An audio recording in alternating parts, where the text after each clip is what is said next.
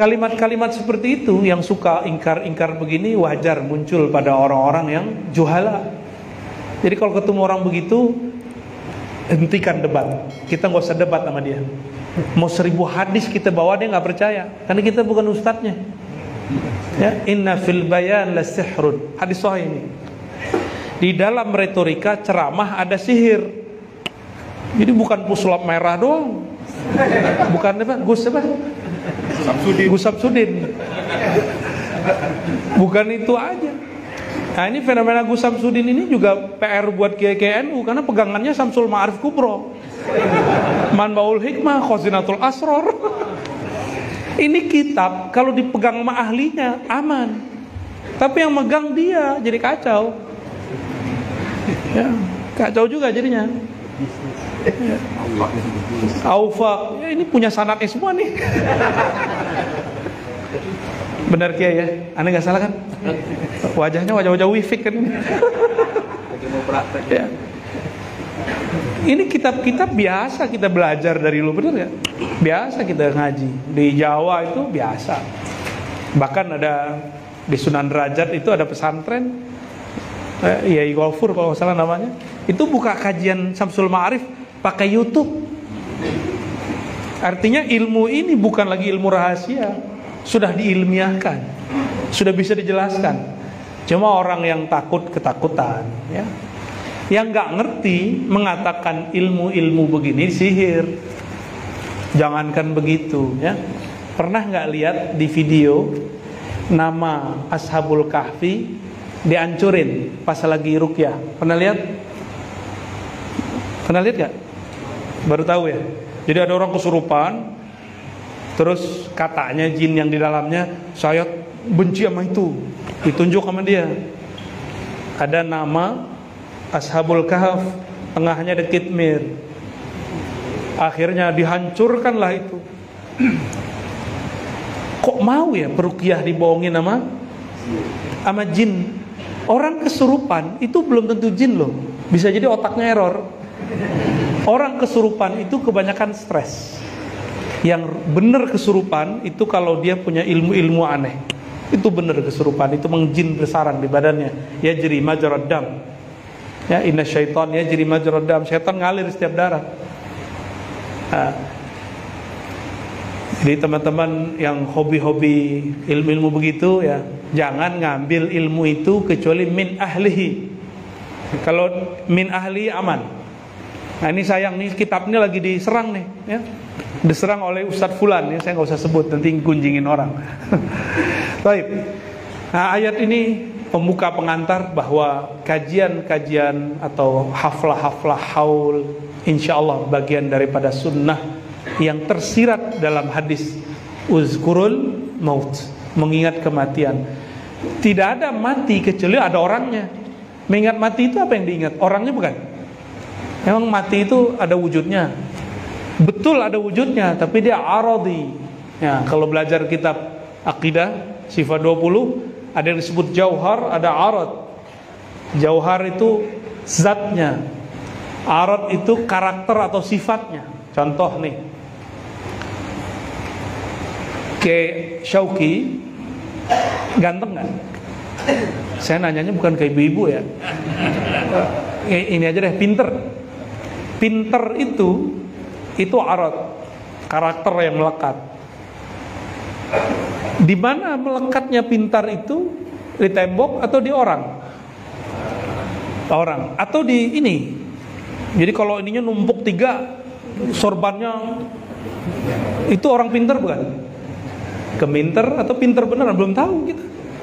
Ternyata pakai serban, pakai kopiah, pakai rida, pakai sarung, bukan alamatul zakat.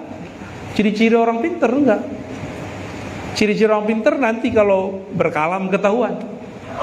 Ya, maka salah kalau ada dai-dai supaya orang trust bajunya dibagus-bagusin, ya.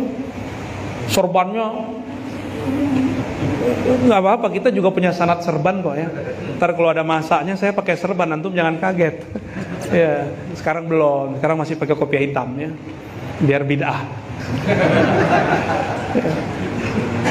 Nah, Jadi gagah, ganteng, jelek itu arad namanya. Sama mati itu juga begitu. Sakit, mati itu arad.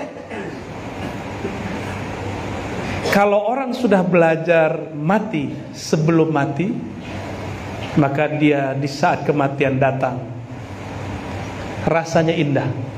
Nah, ini kalimat dua lafaz ini betul-betul menghibur ketika orang benar-benar membaca ayat ini. Kullu nafsin za'iqatul maut, setiap jiwa pasti mati. Setelah mati, tuwaffawna ujurakum. Innama tuwaffawna ujurakum yauman kiamat. Barulah, ini terjemahan maknawinya, kalau engkau ingin mendapatkan balasan yang sempurna, matilah dahulu. Itu sebabnya ahlullah, kekasih-kekasih Allah tidak pernah takut mati. Ya, bagi mereka hidup mati sama aja. Gak tahu kalau belakang saya ini udah siap mati belum Kiai? Ya. Orang kalau mati yang diingat apa? Kekasihnya. Nah, belajar mati itu memutus rasa cinta kepada selain Allah. Itu yang disebut mutu qabla an tamutu. Terjamaah saya gimana? Pesantren saya gimana? Nah, itu hilang semua. Itu yang disebut mutu. Nah, dulu kami kalau talqin zikir dan baiat thariqah, kiai saya, mursyid saya agak ngeri. Kami disuruh mandi tengah malam jam 12, disuruh tidur ngadep ke kiblat, terus dikapanin, bukan dikapanin sih, kain kapan dijadiin selimut, suruh zikir sampai subuh. Jadi nggak boleh tidur, ketiduran boleh. Jadi kalau zikir itu benar ketakutan kita, menggigil. Subuh-subuh baru ditalkin, nangis semua. Sekarang kan minta rukhsah semua antum ya. Kiai, talkin dong, enak amat ya, kayak obral. Tapi kiai sekarang alhamdulillah, karena semua kiai baik-baik hati, orang datang talkin semua ya. Saking baiknya kiai zaman now. Dulu mana ada begitu. Kita nggak bisa begitu dulu sama guru-guru kita. Sulit mendapatkan permata zikir karena di situ belajar mati. Ya. Bahkan ada satu mursyid saya, ya, dulu latihannya dikubur dia. Bisa sehari, bisa 2 hari. Coba bid'ah nggak tuh? Bid'ah nggak tuh? Kan kalau ada sekarang orang begitu kan dianggap bid'ah. Horor jadinya. Dimasukin ke dalam kubur, dibuatin liangnya, disuruh di situ tidur berhari-hari. Ada yang baru 5 menit nangis-nangis naik ke atas. Ya. Cuma kiai-kiai zaman now udah nggak begitu. Muridnya wiridan dikasih handphone. Maksudnya wiridnya diijazahkan lewat WA. Bener ya? Jadi sekarang orang-orang wiridan buka handphone. Soleh bener. Udah zaman sudah berubah. Maka thariqah karena artinya metode mesti diganti. Metodenya namanya tetap Naqsyabandi, namanya tetap Syazili, namanya tetap Syatari, namanya tetap Idrisi, tapi metodenya harus disesuaikan ya, supaya mutu qabla anta mutunya bisa diterima oleh khalayak hari ini ya. Semoga para kiai kita diilhami selalu oleh Allah SWT untuk mengajar yang fresh ya. Amin ya rabbal alamin. Tabarukan dengan kitab yang dibaca oleh almarhum Syekh Kiai Haji Muhammad Sahih Ansari. Namanya udah sahih ya. Kebayang kalau sahih kitab apa dong? Sahih Bukhari ya. Ada satu pasal yang mau saya baca di sini tentang hobi kiai NU baca hadis dhaif ya. Faslun ya. Bisanadina al-muttasil al-imam al-hafiz al-faqih al-mujtahid an-Nawawi qaddasallahu sirruhu qala fasl i'lam annahu yanbaghi liman balaghahu shay'un fi fada'il al-a'mal ay ya'mala bihi walau marratan wahidah liyakuna min ahli. Nah, hobinya Pak Kiai ini benar ya Pak Kiai ya? Ketahuilah sepantasnya seyogyanya bagi siapa saja yang sampai kepadanya satu hadis meskipun dhaif dalam bab fadilah amal, agar ia beramal meskipun sekali, liyakuna min ahli, supaya dia tetap disebut ahlul hadis, ahlus sunnah, ahlu ummati Muhammad sallallahu alaihi wasallam. Ya. Maka jangan heran ulama-ulama kita ahlus sunnah tidak masalah baca hadis-hadis dhaif. Yang penting hadisnya dijelaskan. Ya, hadisnya dijelaskan. Nah, ini zaman, mohon maaf para kiai tidak bermaksud menggurui anak-anak muda sekarang yang baru-baru hijrah, pertanyaannya gimana? Dalilnya mana? Gitu kiai. Hadisnya sahih nggak? Disahihkan Albani nggak? Ya. Gimana? Ya, pasti gregetan nih kiai-kiai ini. Itu tidak dapat dijawab. Mang ente udah hafal alfiah, nggak bisa begitu. Mang ente udah ngaji jurumiyah, nggak bisa begitu. Aneh udah 30 tahun di pesantren, nggak bisa digituin. Mesti disebutkan betul ini hadis Sahih Bukhari dalam kitab ini. Bahkan sekarang lebih keren lagi, minta nomor dia. Biasanya kalau kita orang minta nomor ingatnya apa? Ya, togel. Sekarang canggih, nomor masuk ke kitab hadis. Padahal dulu kalau kita ngaji nggak ada tuh nomor. Bahkan dulu halaman nggak ada. Al-Quran kitab itu untuk nyambung dengan halaman berikut, di pojok bagian bawah disebutkan satu kata di halaman ujungnya yang ada di halaman berikutnya. Nggak ada halaman. Halaman numerik itu semua muncul dari penerbit zaman now. Maka beda penerbit, beda nomor, beda. Dulu saya ngaji di Menteng, ada satu masjid, udah jadi hotel sekarang tuh, nggak tahu tuh statusnya. Kita nyebutin Sahih Bukhari, kitab saya emang nggak ada nomornya. Kitab Darul Fikir yang kuning zaman-zaman dulu, ya kayak gini warnanya, ya, kitab kuning. Tiba-tiba di pojok dia nggak ikut ngaji sama kita, dari tadi main handphone mulu. Giliran kita nyebutin hadis, telinganya, nah, oh dia seneng hadis.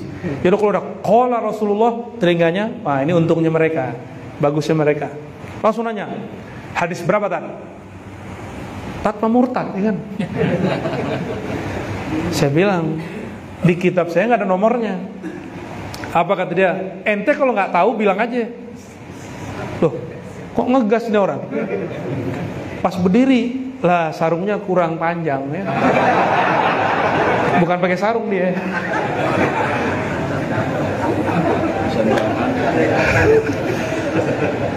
Akhirnya kita maklum, kurang bahan, atas bawah kurang.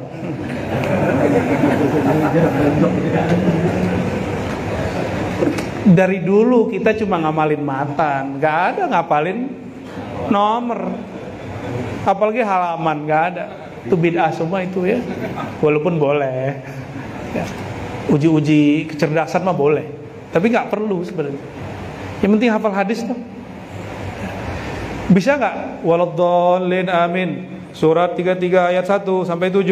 Allahu Akbar. Nggak bisa. Yang penting hafal ayatnya. Coba ya tanya nomor ayat yang dibaca sama ustadz kita yang baca. Apa nggak tahu? Nomor berapa tadi? Tuh nggak tahu dia. Pada hafiz. Berarti hafiznya sohe deh. Ya.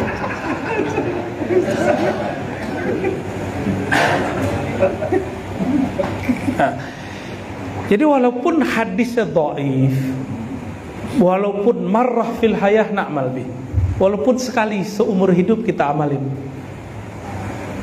Kalau saya yang sahih aja belum saya amalin semua, apalagi yang dhaif. Contoh nih ya, hadis manjangi rambut, udah belum Kiai? Segini Kiai. Ya. Kalau di kita kan rambut panjang preman. Apalagi guru kami dulu ya, yang namanya sama dengan Kiai Ali Mustafa Yaqub. Kalau ada yang manjangin rambut, besok ukhruj minal ma'had ya. Bisa begitu ya, disuruh potong nggak mau potong, suruh potong nggak potong, udah insahib, udah inti keluar, nggak bisa diatur. Apakah beliau menentang sunnah Nabi panjangin rambut? Tidak. Ternyata memahami sunnah itu Ada yang secara harfiah, ada yang secara maknawi. Nah, itu ahlinya yang tahu. Kalau sekarang kan enggak. Para kiai ini ahli bid'ah nih, kebanyakan yang jenggotnya enggak banyak. Cuma berapa yang ahlul jenggot ini? Nah, ini penting kita perhatikan bahwa beramal dengan hadis yang dhaif itu boleh, ya. Bahkan tetap dianjurkan liyakuna min ahli, ya. Wala yanbaghi an yatrukahu mutlaqan bal ya'ti bima tayassar minhu. Sebaiknya dia tidak meninggalkan itu, hadis itu enggak langsung dibuang. Nah, sekarang kan orang soal adab, hadisun dhaif, dha'afahu al-Albani, ya. Hadis dhaif, dha'afin Albani, enggak usah dipakai, enggak begitu. Hadis sahih itu yuhtamal fihi dha'af. Hadis sahih sendiri pun itu ada kemungkinan dia dhaif. Contoh, mau tahu hadis sahih tapi ada kemungkinan dhaifnya. Dari mana taunya? Setelah dikumpulkan semua riwayat baru ketahuan. Yang menjadi akidah yang antum sering bentrok sama mereka, ya. Dalam satu riwayat Imam Muslim, Sahih Muslim, sahih bukan? Sahih. Datang seseorang kepada Rasulullah mengadukan masalah budaknya. Budaknya ini dipercayakan ngurus domba, tapi nggak becus karena IQ-nya kurang, ya. Naqisatul aqli, kata Imam Ibn Hajar al-Asqalani. Dilaporkan kepada Nabi. Nabi kemudian mengatakan, i'tiqha in kanat mu'minah, ya. Kalau dia mukmin, perempuan ini beriman, maka bebaskan. Lalu Nabi nanya, di riwayat Imam Muslim pertanyaannya apa? Ainallah. Apa artinya? Allah di mana? Hadis sahih loh. Sedangkan Sayyidina Ali mengatakan, man ayyanal aina fala yuqalu lahu aina. Siapa yang menciptakan tempat, maka dia tidaklah bertempat. Apa ini bertentangan? Lalu bagaimana dengan surat Asy-Syura ayat 11, laisa kamitslihi syai'? Al-Ikhlas ayat 4, lam yakun lahu kufuwan ahad. Apakah bertentangan? Enggak. Ketika dikumpulkan riwayatnya bertemu. Riwayat ini ada persoalan yang tidak terungkap. Kita kumpulkan di hadis Imam Malik, di hadis Imam Abu Daud, ada nanti di Nasai, ada nanti di Ahmad. Ketemu ternyata ada persoalan di riwayatnya. Apa persoalannya? Di satu riwayat Nabi nanya, aina rabbuk? Man rabbuk? Siapakah Rabbmu? Siapakah Tuhan penciptamu? Dijawab Allah.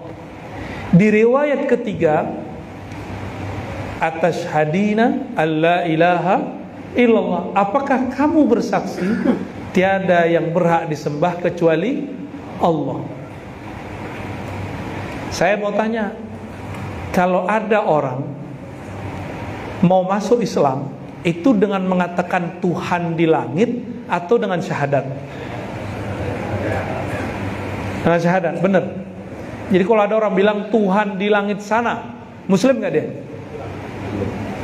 Berarti hadis ini, riwayat ini tidak cocok secara kaidah ilmu tauhid. Dalam ilmu tauhid, dalam ilmu fikih, tidak sah Islam seseorang kecuali dia bersyahadat. Dan itu hadisnya mutawatir.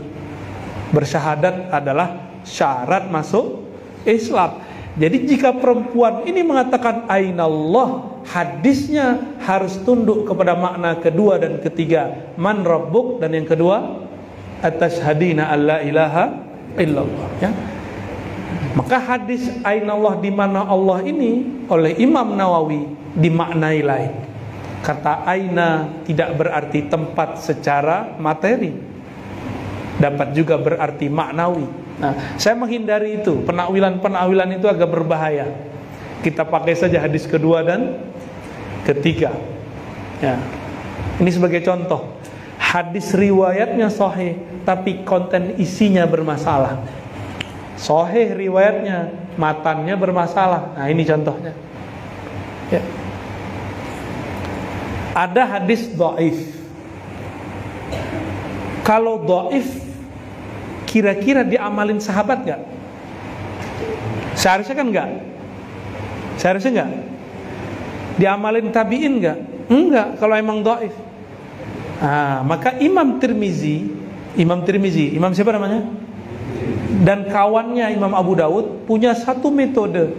Jika ada satu hadis, menurut kita ahli hadis, kata mereka ini dhaif, tapi diamalkan oleh generasi awal, generasi kedua dan ketiga yang disebut oleh suatu kelompok sebelah, apa namanya? Ulama salafus saleh, gitu ya. Cara melafaznya benar nggak? Salafus saleh, gitu ya. Kurang fasih. Ini diprotes sama Banser. Kayaknya menyebut Banser pun kurang sahih ini. Banser.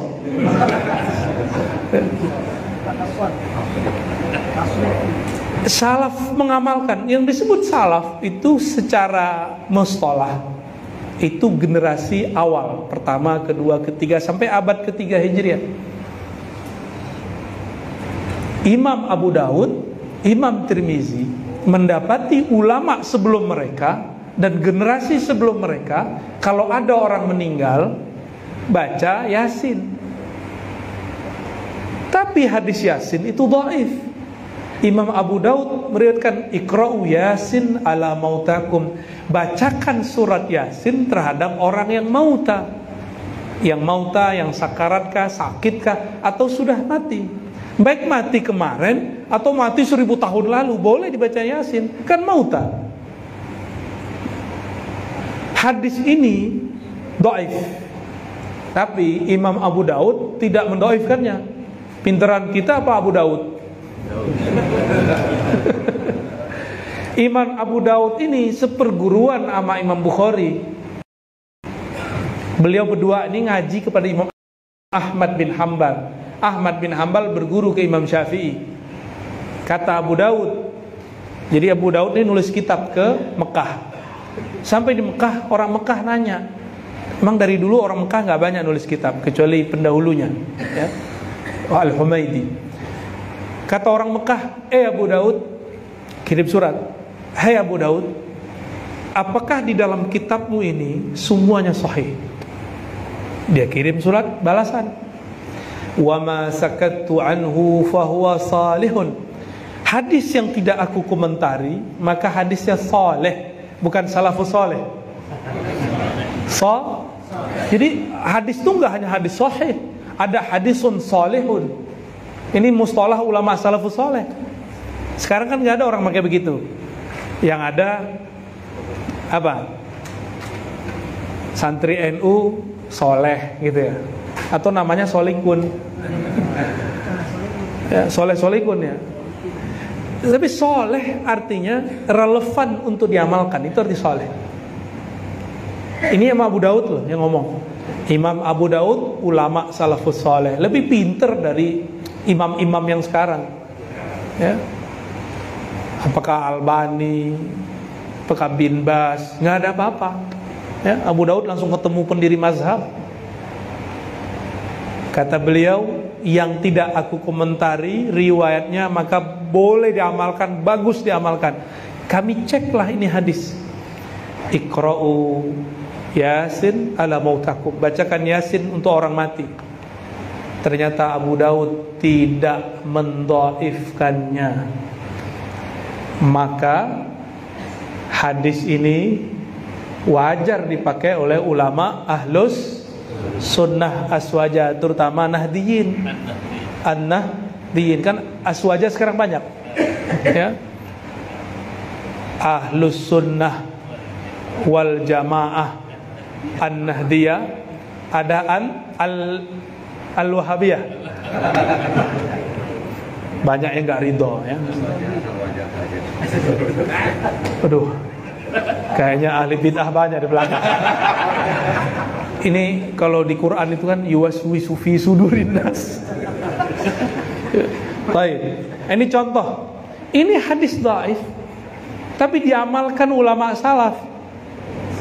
Imam Tirmizi, Imam Abu Daud, jika ada ulama salaf mengamalkannya, mereka sebut sahih. Sahih. Ya. Mungkin kita dari dulu nanya, kenapa ya majelis-majelis ulama aswaja ini dimulai dari sholawat, ngaji. Kok ada baca-baca ngajinya, baca Qur'annya, ada sholawatnya? Emang di masa Rasulullah ada begitu? Gitu ya?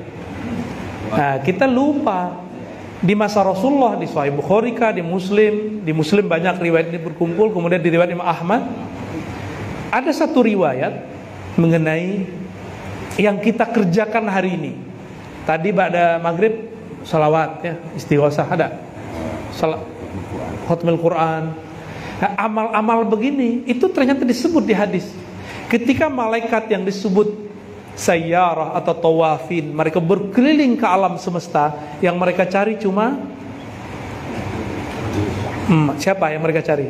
Di hadis Imam Ahmad disebutkan detail, orang yang memuji ala Allah, ya, simbol-simbol Allah. Yang kedua, yatluna kitabak, membaca ayat-ayatmu ya Allah.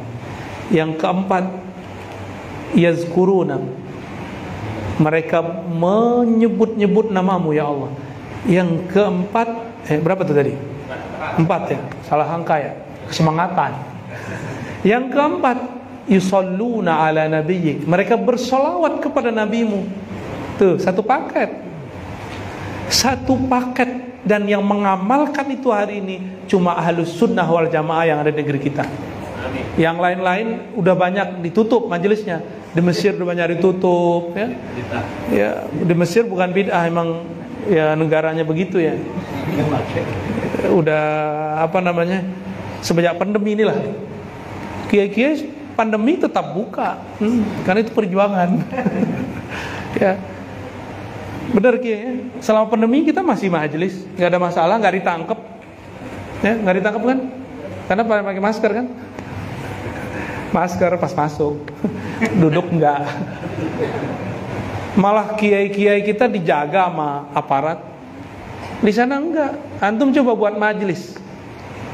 Saya waktu ke Uzbek ziarah ke Imam Maturidi. Jadi kita kan akidahnya Asy'ariyah Maturidiyah Ahlussunnah wal